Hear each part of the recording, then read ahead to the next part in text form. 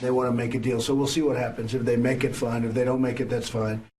President Trump, the commander-in-chief, with an unannounced visit to Afghanistan to visit our troops, to thank them for their service, being a long way from their families on this all-American holiday, and also talking a bit about the big picture for Afghanistan. With that, let's bring in our panel. Susan Friccio, chief congressional correspondent for the Washington Examiner, Amr Madani, White House reporter for the Associated Press, and Democratic strategist Leslie Marshall. Susan, your thoughts on the president turning up in Afghanistan today? Real critical moment, clearly, for the peace deal in Afghanistan that has long eluded the United States. The president wants fewer troops there. There are about 12,000, 13,000 troops. He wants it down to about 8,000.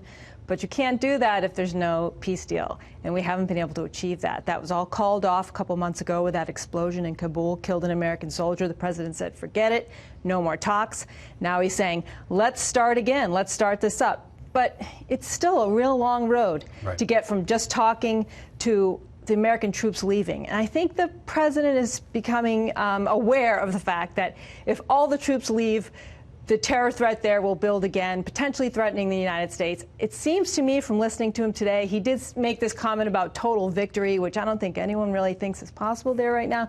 But he did talk about the idea of, if we get a deal, fine. If we don't, that's fine. And if we don't, that means the troops are going to stay there. And that's the message I got from the president. Amr, you cover the White House, commander-in-chief visiting the troops on a holiday? Well, first, the cloak and dagger of these things is always really cool. It seems impossible, like the idea, that the president's going to visit this country and fly into Afghanistan and no one's going to know about it.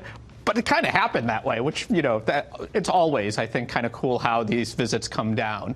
The other part of this that I think you're absolutely right about is just how important this is, particularly going into 2020. And this, if you can get a peace deal, and start working towards a drawdown, that's the sort of bumper sticker foreign policy moment that he needs as he's going towards November.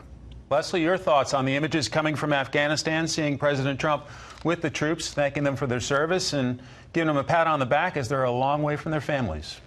It's the right thing to do as commander-in-chief, whether you're a Democrat or Republican, and I think this is a nonpartisan issue that I would give the president a thumbs up on. What I would not give him a thumbs up on is hoping that he can achieve any kind of a peace deal with the Taliban. You can't trust them. We've seen it before. And when we walked away from the table, they said, look, we're going to start bombing people, killing people, and they did just that with what they did in Kabul. So I hope that there can be some peace. I would agree it would be a feather in his foreign policy cap, but I don't think that's going to be possible. But as commander-in-chief, visiting troops who are fighting for our freedoms on a day when they're away from their families, like I said, I'll give him a thumbs up on that. All right, sticking with our foreign policy theme here, North Korea perhaps wishing us a happy Thanksgiving up to its bad tricks. Take a listen to the Japanese Prime Minister on North Korea.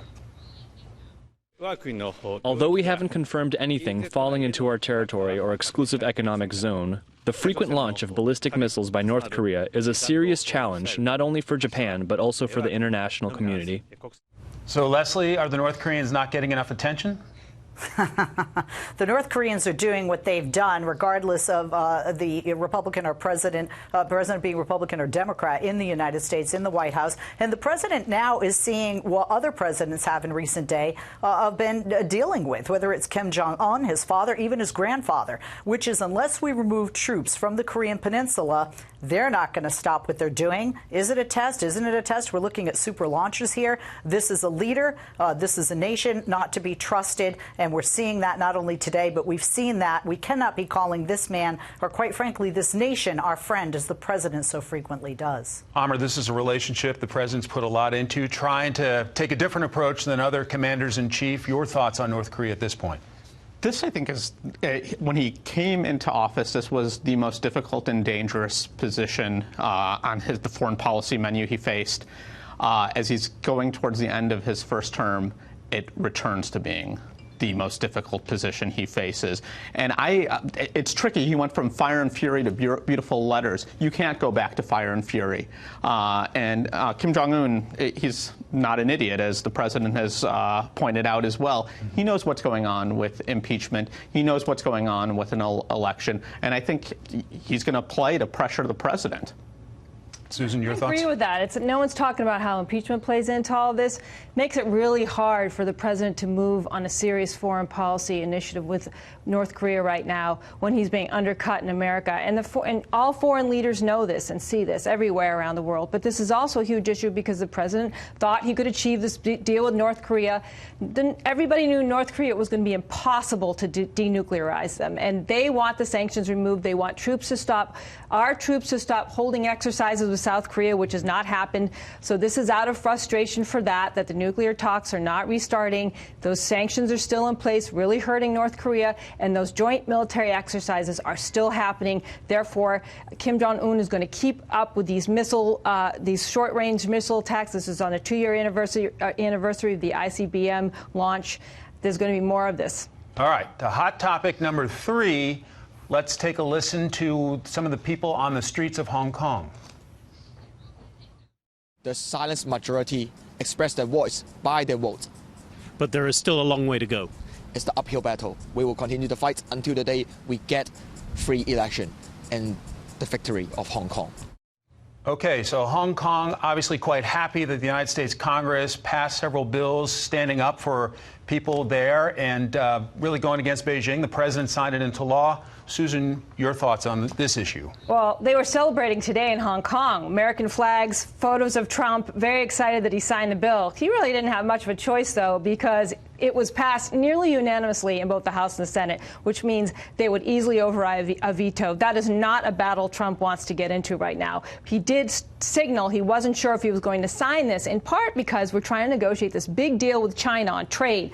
That's really his priority, I believe, although he does support the people of Hong Kong. He was kind of forced into signing this, but it certainly looks good for him right now in Hong Kong. Hammer, what about that, trying to get a trade deal with Beijing? Well, one, I guess, the end of it that sort of that surprised me is for the unconventional president he is. This was a really conventional way to approach this, sort of slow walking it in the last 6 days. And then Wednesday night when, most of Washington was already tucked into Thanksgiving announcing that he was signing this.